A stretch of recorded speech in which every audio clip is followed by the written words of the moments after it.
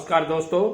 छोटे ठेकेदार YouTube पर काफ़ी बार सर्च करते हैं कि सर हम ये काम कैसे करें। सोशल मीडिया प्लेटफॉर्म पर भी आप काफ़ी बार बहुत कुछ देखते हैं, मगर समझ में नहीं आता कि सफल होने के लिए आपको किन किन चीज़ों की आवश्यकता होती है। देखिए दोस्तों, यदि ये 11 टिप जो मैं आपको इसी वीडियो में दे रहा हूँ, आप यदि इनको मान लेते हैं या यूं कह सकते हैं अपने जीवन में अपना लेते हैं तो आप सफल हो सकते हैं, एक सक्सेस ठेकेदार बन सकते हैं और एक सफल इंसान बन सकते हैं। जी हाँ दोस्तों, दमन या दबाव कोई भी नहीं स्वीकारता है, चाहे वो मनुष्य हो, प्रकृति हो। इसके परिणाम विस्मयकारी और विनाशकारी ही होते हैं। इसलिए मैं कहना चाहूँगा, आपको सौभाग्य से ठेकेदारी करने का मौका मिला है, इस सुअवसर को गंवाइए मत। आपके अधीनस्थ जो भी कर्मचारी, जो भी लेबर, जो भी स्टाफ हैं, उनके साथ में अच्छा व्यवहार कीजिए। यदि आपके व्यवहार में दमन और दबाव का नेचर आपका हो गया तो आप कभी भी जिंदगी में सक्सेस नहीं होंगे। इस बात को गांठ बांध कर मान लीजिए। यदि बात अच्छी लगी हो तो एक कमेंट जरूर करना। दूसरी बात मैं कहना चाहूँगा, यदि आप न्याय चाहते हैं तो न्याय केवल ऊपर वाला करता है। यहाँ आप किसी से इस दुनिया में किसी से भी उम्मीद करते हैं कि वो आपका फैसला करते हुए, आपकी न्याय करते हुए, तो यहाँ नीचे वाले ज़्यादातर लोग सामान्यतया साजिश ही भले ही कर सकते हैं आपके साथ, आपका कोई न्याय नहीं करेंगे, ये मान के चलिए। इसलिए आपको अपना न्याय करवाना है तो खुद कॉन्फिडेंट होइए।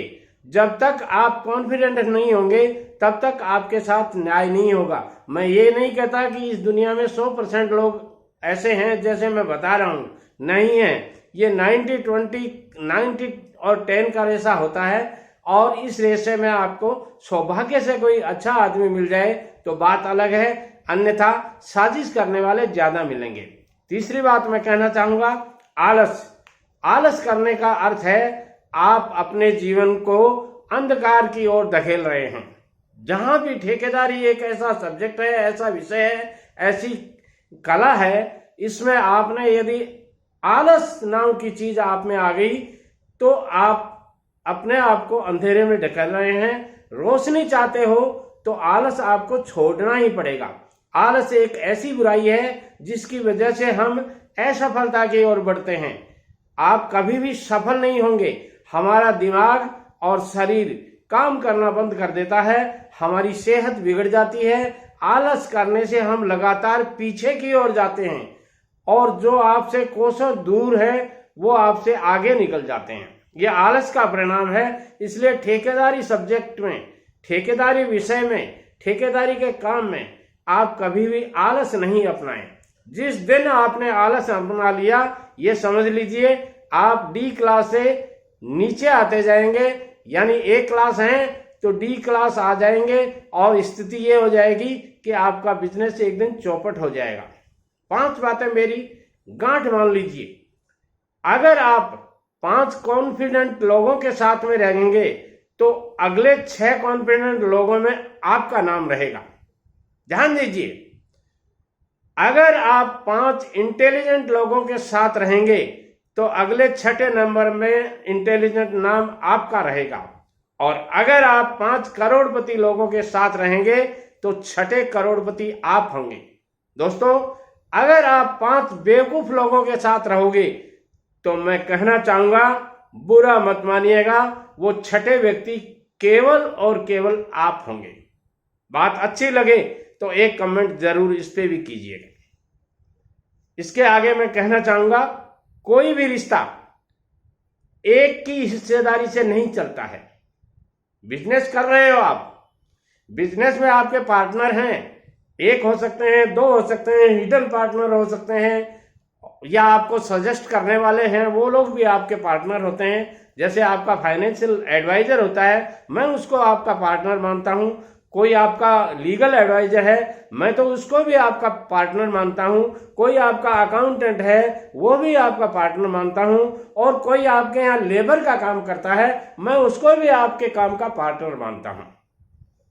मैं कहना चाहूंगा, कोई भी रिश्ता, चाहे आपके साथ में उसके साथ में मजदूर और मालिक का रिश्ता है, चाहे आपके साथ उसका अकाउंटेंट और मालिक का रिश्ता है, चाहे आपका कैशियर और मालिक का रिश्ता है, मगर कोई भी रिश्ता एक ही हिस्सेदारी से नहीं चलता है, दोनों की भागीदारी से चलता है। इसलिए जहां जिसकी भागीदारी की जरूरत होती है उसको बखूबी निभाइए।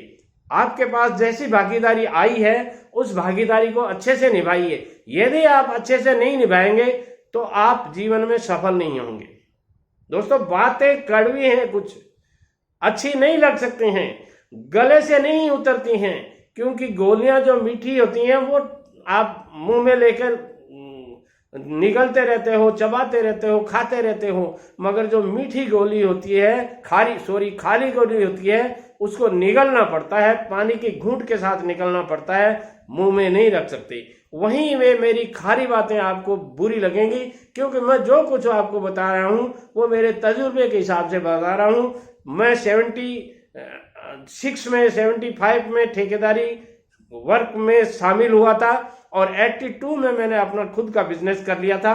उन्हीं अनुभवों के साथ में आपके साथ में पेश आता हूं। खारी लगे तो मुझे मेरी बातें लौटा दीजिए, मगर नाराज होने की कोई जरूरत नहीं है। दोस्तों, कोशिश की जिद पर चलते रहिए, कोशिश की जिद पर चलते रहिए।